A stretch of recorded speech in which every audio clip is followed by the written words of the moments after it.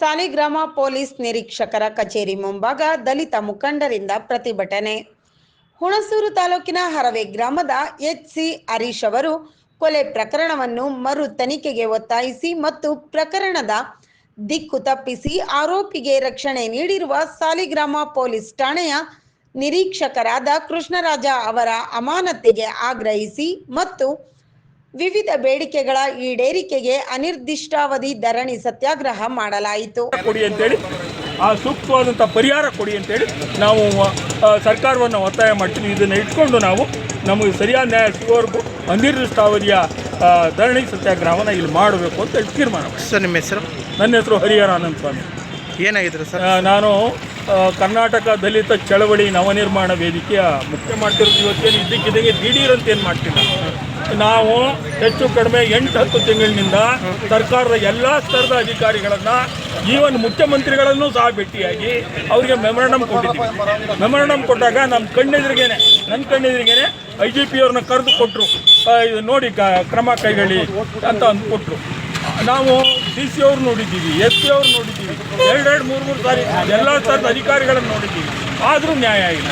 ಇದಕ್ಕೆ ಸುಮ್ಮನೆ ಸುಳ್ಳು ಸುದ್ದಿಗಳು. ಅವರು ದುಡ್ಡಿಗಾಗಿ ಡಿಮ್ಯಾಂಡ್ ಮಾಡ್ತಾ ಇದ್ದಾರೆ, ಒತ್ತಾಯ ಮಾಡ್ತಿದ್ದಾರೆ. ಇಲ್ಲದೆ ಇರೋ ಸರ್ ಏನು ಉದ್ದೇಶಕ್ಕೆ ಸರ್?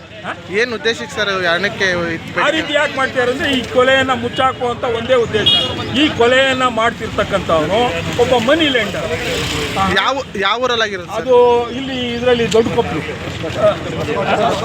ಹೊಸಕೋಟೆ ದೊಡ್ಡಕೊಪ್ಪಲು ಇಲ್ಲಿ. ಅದು ಅವನು ಹುಣಸೂರು ತಾಲೂಕನ್ನು, ದೊಡ್ಡಕೊಪ್ಪಲು ಮತ್ತು ಹುಣಸೂರು ನಡುವೆ ಒಂದು ಹೊಸಕೋಟೆ ನಡುವೆ ಒಂದು 5-6 ಕಿಲೋಮೀಟರ್ ಅಷ್ಟೇ. ಅವನು ಇಲ್ಲಿ ಹೊಸಕೋಟೆನಲ್ಲಿ, ಹೊಸಕೋಟೆ ದೊಡ್ಡಕೊಪ್ಪಲ್ಲಿ ಒಂದು ಅಂಗಡಿ ಇಟ್ಕೊಂಡು ವ್ಯಾಪಾರ ಮಾಡ್ತಿದ್ದ.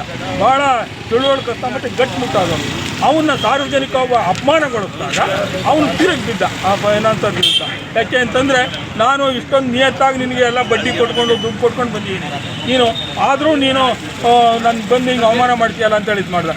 ಆಗ ಒಂದು ಏಟು ಹೊಡೆದ ಅವನು, ಯಾರು ರವಿಯನ್ನು, ಮನಿ ಲ್ಯಾಂಡರ್. ಇವನು ಬಲಿಷ್ಠವಾಗಿದ್ನಲ್ಲ, ಮತ್ತು ಬಿಲೋ ದಿ ಬೆಲ್ಟ್ ಮಾತಾಡ್ತಾ ಇದ್ದ. ಭಾಳ ತುಚ್ಛವಾದಂಥ ಶಬ್ದಗಳು. ಏನು ಹೆಸರು ಸರ್ ಆ ವ್ಯಕ್ತಿ ಹೆಸರೇನು? ವ್ಯಕ್ತಿ ಹೆಸರೇನು? ಅವನು ರವಿ ಸಾಲಿಯಾನ್, ಇವರು ವಾಲೆ ರವಿ.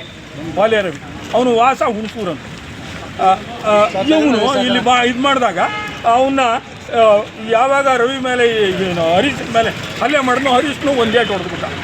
ಅಲ್ಲಿಗೆ ಗಲಾಟೆ ನಿಲ್ತು. ನೋಡ್ಕೊತೀನಿ ನಿನ್ನ ಅನ್ಕೊಂಡು ಬಂದ್ಬಿಟ್ಟ. ಇನ್ನೊಂದು 3-4 ದಿನದಲ್ಲಿ ಹರೀಶ್ ಕೊಲೆ ಆಯಿತು. ಯಾವಾಗ ಆಗಿರೋದು ಸರ್ ಕೊಲೆ? ಅದು ಈಗ ಇದರಲ್ಲಿ ಕರ್ಪುರದಲ್ಲಿ ಇದೆಯಲ್ಲ, ಮಾರ್ಚ್ 19 ಕೊಲೆ ಆಯಿತು. ಕೊಲೆ ಆದಾಗ ಎಲ್ಲಿ, ಯಾವ ಸ್ಥಳದಲ್ಲಿ ಆಗಿದೆ ಸರ್ ಕೊಲೆ? ಇಲ್ಲಿ ಇದರಲ್ಲಿ ಕಾಡಿಗೆ ತಗೊಂಡೋಗಿ ಬಾಡಿ ಹಾಕಿದ್ರು. ಕೊಲೆ ಎಲ್ಲಿ ಮಾಡಿದ್ದಾರೆ ಗೊತ್ತಿಲ್ಲ. ಹೆಂಗೆ ಮಾಡಿದ್ರು, ಅದನ್ನು ಪೆಟ್ರೋಲ್ ಹಾಕ್ಕೊಂಡು ಬೆಂಕಿ ಹಾಕ್ಕೊಂಡು ಸತ್ತೋಗಿದ್ದಾನೆ ಅನ್ನಂಗೆ ಕೇಸನ್ನು ಬುಕ್ ಮಾಡಿದ್ರು.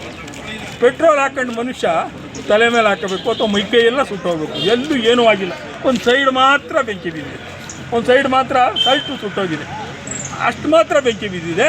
ಮತ್ತು ಯಾವ ಸಿಂಪ್ಟಮ್ಸು ಇಲ್ಲ. ಮತ್ತು ತಲೆಗೆ ಮತ್ತು ಯಾವನು ಒಳ್ಳಾಡ್ದಿದ್ದು ಗುರ್ತು ಇಲ್ಲ. ಮತ್ತು ಇನ್ನೊಂದು ಏನಂತ ಅಂದರೆ, ಯಾರು ಸುಟ್ಟುಗಾಯಗಳಿಂದ ಇದಾಯ್ತಾರೋ, ಸುಟ್ಟುಗಾಯ ಮಾಡ್ಕೊತಾರೋ ಅವರು ಸಡನ್ನಾಗಿ ಸಾಯಲ್ಲ. ಯಾರು ಬೆಂಕಿ ಹಾಕೋತಾರೋ ಸಡನ್ನಾಗಿ ಸಾಯಲ್ಲ. ಕನಿಷ್ಠ 2 ದಿನವಾದರೂ ಬದುಕಿರ್ತಾರೆ, ಕನಿಷ್ಠ 1 ದಿನವಾದರೂ ಬದುಕಿರ್ತಾರೆ. ಎಂಥ ತೀವ್ರವಾದಂಥ ಸುಟ್ಟುಗಾಯಗಳಾಗಿದ್ದರು. ಇವನ್ನ ಕೊಂದು ಬಿಡ್ತಂದಲ್ಲಿ ಹಾಕಿದ್ರು. ಅದನ್ನು ಈ ಅಮ್ಮ ಆತನ ಹೆಂಡತಿ, ಹರೀಶ್ನ ಹೆಂಡತಿ, ಅವಳು ಹೆಣದ ಮುಂದೆ ದುಃಖದಲ್ಲಿ ಕುಂತ್ಕೊಂಡು ಗೋಳಾಡ್ತಾ ಇರುವಾಗ ಹೋಗಿ ಒಂದು 5 ಅರ್ಜಿಗೆ ಸೈನ್ ತಗೊಂಡ್ರು. ಆ ಅರ್ಜಿನಲ್ಲಿ ಏನಿದೆ ಅಂತ ಅವಳಿಗೆ ಗೊತ್ತಿಲ್ಲ.